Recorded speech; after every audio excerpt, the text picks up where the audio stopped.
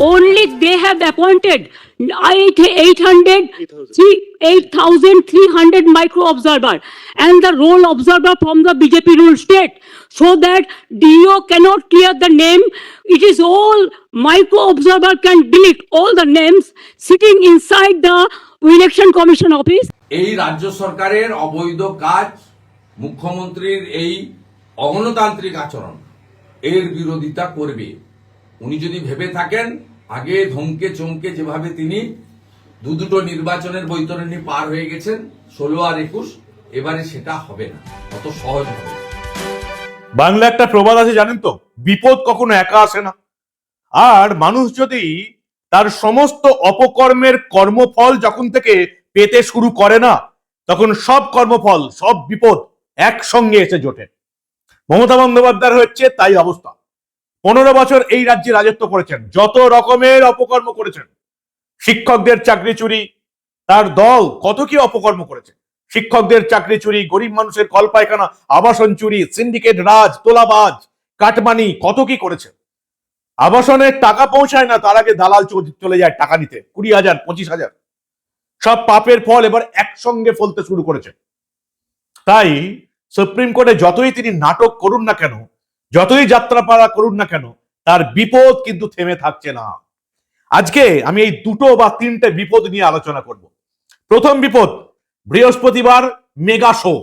আজকে তৃণমূলের মমতা বন্দ্যোপাধ্যায় সুপ্রিমে নাটক দেখলাম। বৃহস্পতিবার ডিএ মামলার রায়। এতদিন ধরে তারিখ পে তারিখ, তারিখ পে তারিখ, কপিল সিব্বাল, অভিষেক মনু সিংভি, ডিএ মামলার ফলাফল আর হয় না। মমতা বন্দ্যোপাধ্যায় মামলা করে পরের দিন বলতে সুযোগ পান। বৃহস্পতিবার ডিএ মামলার রায় দেবে সুপ্রিম কোর্ট। আর অন্যদিকে মমতার আজকে সুপ্রিম নাটকের পর তাকে বড় চিঠি ধরিয়ে দিয়েছে, নোটিশ ধরিয়ে দিয়েছে নির্বাচন কমিশন। সবটা বলবো, প্রথমে ডিএ মামলাটা বলি। বৃহস্পতিবার ডিএ মামলার রায়। আপনারা জানেন 28 সেপ্টেম্বর, গত 28 সেপ্টেম্বর সুপ্রিম কোর্টের বিচারপতি সঞ্জয় ক্যারল এবং বিচারপতি প্রশান্ত কুমারের ডিভিশন বেঞ্চে ডিএ মামলার শুনানি শেষ হয়। রায়দান স্থগিত রাখেন 2 বিচারপতি। সব পক্ষের কথা শোনার পর রাজ্যকে নিজের বক্তব্য জানানোর জন্য আবার 2 সপ্তাহ সময় দেওয়া হয়। কর্মচারীদের বক্তব্য জানাতেও 1 সপ্তাহ সময় দেওয়া হয়। শেষ পর্যন্ত তারিখ পে তারিখ, তারিখ পে তারিখ, বছরের পর বছর। আজও শহীদ মিনার চত্বরে আপনারা এই ডিএ আন্দোলনে যারা সরকারি কর্মচারী আছেন তারা বসে আছেন, বছরের পর বছর বসে আছে। বৃহস্পতিবার এই মামলার রায়। এর মধ্যেই 2 বিচারপতির ডিভিশন বেঞ্চ, বিচারপতি সঞ্জয় ক্যারল এবং বিচারপতি মনোজ মিশ্রের ডিভিশন বেঞ্চের নির্দেশ ছিল 4 সপ্তাহের মধ্যে, ওই সেপ্টেম্বরে নির্দেশ দিয়েছিল 4 সপ্তাহের মধ্যে ডিএর 25% মিটিয়ে দিতে হবে। মমতা বন্দ্যোপাধ্যায় সরকার সেখানেও সরেনি। এবার বৃহস্পতিবার সকাল 10:30টায় ডিএ মামলার রায় ঘোষণা করা হবে। আবার বৃহস্পতিবারের দুপুরেই রাজ্য বাজেট পেশ হবে। মাননীয়া, রাজ্য বাজেটে ডিএর জন্য কয়েক হাজার কোটি টাকা এবার ধরতেই হবে মনে হচ্ছে আপনাদের। টাকা আছে তো, নাকি সবটাই ধার করে চলবে? ডিএ মামলার রায় বেরোবে বৃহস্পতিবার সকাল 10:30টা নাগাদ। মমতা বন্দ্যোপাধ্যায়ের এটা যে কতটা যে বিপদে খাড়ার ঘা আপনারা বুঝতে পারছেন। এদিকে আজকে সুপ্রিম কোর্টের নাটকের পর বড় চিঠি ধরিয়ে দিয়েছে নির্বাচন কমিশন মমতা বন্দ্যোপাধ্যায়কে। আরো একটা মজার জিনিস আমি আপনাদের বলবো, এটা বলার আগে, যে তৃণমূলীরা লাফাচ্ছে, নবান্নের বিজ্ঞাপন পাওয়ার সংবাদ মাধ্যম লাফাচ্ছে। মমতা বন্দ্যোপাধ্যায় কি করে দিলেন, কি করেছেন? সমস্ত তৃণমূলী এবং নবান্নের টাকায় চলা মিডিয়াকে একটা প্রশ্ন করুন, যে আজকে সুপ্রিম কোর্টের সওয়াল জবাবের রেকর্ডে মমতা বন্দ্যোপাধ্যায় নামটা আছে? আর তার নামে কি কিছু আছে? কিচ্ছু নেই, শূন্য। এখন অব্দি যা খবর, সুপ্রিম কোর্টের আজকের যে তালিকা, মমতা বন্দ্যোপাধ্যায়ের নামে শুনানিতে কিচ্ছু নেই। অর্থাৎ মমতা বন্দ্যোপাধ্যায়কে একজন মহিলা এবং রাজ্যের মুখ্যমন্ত্রী অতদূর থেকে এসছেন, তাই তাকে বলার সুযোগ দেওয়া হয়েছে, তার বিন্দু মাত্র কিছু বাড়তি নয়। মমতা বন্দ্যোপাধ্যায়কে এই ফুটেজ খাওয়ার সুযোগ না করলেই ভালো করতো সুপ্রিম কোর্টের প্রধান বিচারপতির ডিভিশন বেঞ্চ। আজকে 1 পাতার চিঠি ধরিয়ে দিয়েছে মমতা বন্দ্যোপাধ্যায়কে নির্বাচন কমিশন। 4ই ফেব্রুয়ারি সেটা ডেট। কি বলছে চিঠিতে? যে 4 জনের বিরুদ্ধে শাস্তিমূলক ব্যবস্থা নেওয়ার কথা ছিল, 2 মাস আগ থেকে বলা হচ্ছিল, 2 জন ইআরও, 2 জন এইআরও, তাদের বিরুদ্ধে রিপ্রেজেন্টেশন অফ পিপল অ্যাক্ট 1950 এখনো শাস্তিমূলক ব্যবস্থা নেওয়া হয়নি। কেন ব্যবস্থা নেওয়া হয়নি আপনি আমাদের জানান। সময়সীমা বেঁধে দিয়েছে 9ই ফেব্রুয়ারি 2026 দুপুর 3টার মধ্যে মমতা বন্দ্যোপাধ্যায় সরকারকে জবাব দিতে হবে। এখানেই শেষ নয়, এই যে সুমিত্র প্রতিম প্রধান, এইআরও এন্ড বিডিও বসিরহাট 2, যারা নির্বাচন কমিশনকে না জানিয়েই অ্যাডিশনাল এইআরও যে করেছে, রিক্রুট করেছে, তাদের বিরুদ্ধে কি শাস্তিমূলক ব্যবস্থা নেওয়া হচ্ছে? বারবার বলার পরেও তাদের মধ্যে শাস্তিমূলক ব্যবস্থা নেওয়া হয়নি। সুপ্রিম কোর্টের অর্ডারের ভায়োলেশন, কেন ব্যবস্থা নেওয়া হয়নি? মমতা বন্দ্যোপাধ্যায়কে নোটিশ ধরেছে নির্বাচন কমিশন। আরো আছে 5টা গুরুতর অসহযোগিতার কথা বলা হয়েছে এবং প্রত্যেকটাই নির্বাচন কমিশনের নির্দেশ মানেনি মমতা বন্দ্যোপাধ্যায়, এবং সেই সমস্ত একেবারে পয়েন্ট করে দিয়ে দিয়েছে নির্বাচন কমিশন। 3 নম্বরে যেটা বলছে, roll observer Shri Ashwini Kumar Yadav, cancellation of ট্রান্সফারের কথা বলা হয়েছিল। 3 ইলেকট্রাল রোল অবজারভার, তাদেরকে ক্যান্সেল করা হয়নি। অশ্বিনী কুমার যাদব, রণধীর কুমার, স্মিতা পান্ডে, কেন এদেরকে ক্যান্সেল করা হলো না? 4 number, appointment of SDO SDM level officers as electoral registration officer in accordance with the criteria laid down by commission instruction দেওয়া হয়েছিল, মমতা বন্দ্যোপাধ্যায় সরকার মানেনি।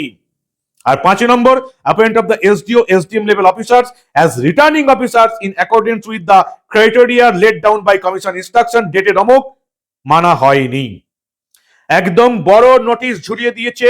9 ফেব্রুয়ারি বিকাল দুপুর 3টের মধ্যে মমতা সরকারকে এর জবাব দিতে হবে। কি ভেবেছিলেন মমতা বন্দ্যোপাধ্যায়? চাপে রাখবেন নির্বাচন কমিশনকে? এবার নোটিশ ঝুলিয়ে দেওয়া হয়েছে। এই নোটিশ যদি মান্যতা না দেওয়া হয় তাহলে তারা সুপ্রিম কোর্টে এই প্রত্যেকের বিরুদ্ধে ব্যবস্থা নেবে। মমতা বন্দ্যোপাধ্যায় ভেবেছিলেন সুপ্রিমে নাটক করে সবাইকে চাপে রাখবো, কিচ্ছু চাপে তিনি রাখতে পারেন না। এদিকে কিছু মিডিয়া একেবারে নোংরামি শুরু করেছে নবান্নের বিজ্ঞাপন পেয়ে।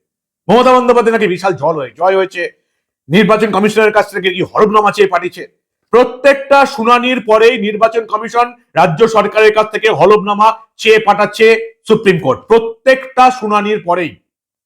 আজকে যেমন নির্বাচন কমিশনের কাছ থেকে বিশেষ কিছু হলফনামা চেয়ে পাঠিয়েছে, তেমনি মমতা বন্দ্যোপাধ্যায় সরকারের পরেও মমতা বন্দ্যোপাধ্যায় সরকারের কাছ থেকেও কিন্তু হলফনামা চেয়ে পাঠিয়েছে। গ্রুপ বি অফিসার কেন দেওয়া হচ্ছে না? কত গ্রুপ বি অফিসার নেওয়া হচ্ছে? ইলেকশন কমিশন পরিষ্কার জানিয়েছে যে এসআইআর এর জন্য মমতা বন্দ্যোপাধ্যায় সরকারের কাছ থেকে গ্রুপ বি বা ক্লাস 2 অফিসার চাওয়া হয়েছিল, যাতে ইআরও এইআরও নিয়োগ করা যায়। মাত্র 80 জন অফিসার দিয়েছে মমতা বন্দ্যোপাধ্যায়। তাই ইআরও নিয়োগ করার পর মাইক্রো অবজারভার নিয়োগ করতে হচ্ছে এবং বাইরে থেকে অফিসার আনতে হচ্ছে। কেন্দ্রীয় সরকারি কর্মচারী এই রাজ্যের মাইক্রো অবজারভার করা হচ্ছে। মমতা বন্দ্যোপাধ্যায় অফিসার দেননি, ফলে মমতা বন্দ্যোপাধ্যায় সরকারকে আজকে প্রধান বিচারপতি সূর্যকান্ত ডিভিশন বেঞ্চ হলফনামা চেয়ে পাঠিয়েছে যে কতজন অফিসার আপনি দিয়েছেন। Mamata Bandyopadhyay data entry officer দেয়নি, সেই জন্য রাজ্যের মানুষকে ভুগতে হচ্ছে। মমতা বন্দ্যোপাধ্যায় সরকারি কর্মী দেয়নি, সেই জন্য রাজ্যের মানুষকে ভুগতে হচ্ছে। আর মমতা বন্দ্যোপাধ্যায় গিয়ে সুপ্রিম কোর্টে নাটক করছেন। হলফনামা চেয়ে পাঠিয়েছে মমতা বন্দ্যোপাধ্যায় সরকারের কাছ থেকে। যেরকম মিথ্যা নোংরা খবর আজকে বাংলার বিভিন্ন মিডিয়া যে দেখাচ্ছে, সত্যি লজ্জা লাগে যে একদিন এই মেন স্ট্রিম মিডিয়ার সাংবাদিক ছিলাম। কি বলবেন আপনারা? সবটাই তো দেখছেন, শুনছেন। আসল খবর যেগুলো নবান্নের বিজ্ঞাপনের টাকায় বাংলার খবরের কাগজ এবং টিভি চ্যানেলগুলো দেখাতে পারে না, সেই খবর আমি আপনাদের দেখালাম। আপনাদের মূল্যবান এবং গুরুত্বপূর্ণ মতামত জানান দা নিউজ বাংলার কমেন্ট সেকশনে। দেখতে থাকুন দা নিউজ বাংলা। শেষ করার আগে, আজকে মমতা বন্দ্যোপাধ্যায় সুপ্রিম নাটক দেখালেন, কিন্তু ডিএর জন্য যারা আন্দোলন করছেন তারাও মুখ খুলেছেন আমাদের কাছে। কি বলছেন তারা সেটা দেখতে দেখতে এই প্রতিবেদন দেখতে থাকুন। আগামীকাল ডিএর শুনানি, রাজ্য বাজেট, সবকিছু জন্য নজর রাখুন দা নিউজ বাংলা। আমরা আবার রাজ্যে ঘটে যাওয়া এই ধরনের অনেক খবরই চেপে রাখতে দেব না। রাজ্যের মানুষের কথা যদি ভাবতেন, তা রাজ্যের মানুষের অধিকারটাকেই তো উনি আগে হত্যা করেছেন, ধর্ষণ করেছেন। তো তিনি আর সুপ্রিম কোর্টে যে গিয়েছেন, সে তো নাটক করতে গিয়েছেন। হয়তো তার জেল যাত্রাকে আটকানোর জন্যই তিনি সুপ্রিম কোর্টে কোনো মানে ষড়যন্ত্র করতে গিয়েছেন বা যোগাযোগ করতে গিয়েছেন। আদৌ তো উনি মানুষের অধিকার চান না। অধিকার তো চান কয়েকজন ভাই ভাতিজা ভাইপোর। আর তো কারো অধিকার এই রাজ্যে নেই। একমাত্র ওনাদেরই অধিকার আছে, সাধারণ জনগণের কোনো অধিকারই নেই। এই জেল যাত্রা আটকানোর প্রসঙ্গটা তুললেন, কোন মামলায়? ইডির মামলার কথা বলছেন? কত মামলা লাগবে? অভয়া কাণ্ড রয়েছে, নির্ভয়া কাণ্ড রয়েছে, কয়লা, বালি, পাথর, চাকরি চুরি, কত বলবো। সবকিছু তো মূল তুমিও জানো, আমিও জানি, আসল চোর মহারানী। তো সেখানে আর কে থাকতে পারে? সেই জেল যাত্রা কেউ রুখতে পারবে না। ধর্মের কল বাতাসে নড়বেই একদিন। মুখ্যমন্ত্রী মমতা বন্দ্যোপাধ্যায় যে মানুষের অধিকারের কথা বলছেন, আপনাদের অধিকারও তো বঞ্চিত অনেকদিন ধরে। রাজ্যের যা অবস্থা আপনারা জানেন, সেই দিক থেকে দাঁড়িয়ে কোন মানুষের অধিকারের কথা উনি সুপ্রিম কোর্ট গেছেন? না দেখুন, আমি প্রথমে বলি, আমরা যেটা ভাবছি, আমরা এবার মাননীয় মুখ্যমন্ত্রীকে তো অনেকবার ডেকেছি এই মঞ্চে, সংগ্রামী যৌথ মঞ্চে, তা উনি আসেননি, দেখা করেননি। হয়তো ভয় পান উনি আমাদের সঙ্গে দেখা করতে। তা আমরা ভাবছি এবার উনাকে বলবো যে আমাদের এই যে বঞ্চনাগুলো বা পাওনাগুলো এগুলো নিয়ে উনি একটু সওয়াল করুক সুপ্রিম কোর্টে। মানে ওই ডিএ এর যে মামলাটা, জানি না এটার কবে আমরা ফাইনালি জানতে পারবো যে কর্মচারীদের ভাগ্যে কি আছে। তার পরবর্তীতে তো আরো মামলা হবে। আমরা চাই যে পরবর্তী মামলাগুলোতে, যেগুলোতে মানুষের, খুব সাধারণ মানুষের, কর্মচারীদের প্রত্যেকের স্বার্থ জড়িত আছে, তা উনি প্রশাসনিক প্রধান হিসেবে ওই কালো কোট পরে একজন আইনজ্ঞ হয়ে আসুন না কোর্টে। আমরা সেটা চাই, এটা ওনার কাছে আমরা দাবি করব।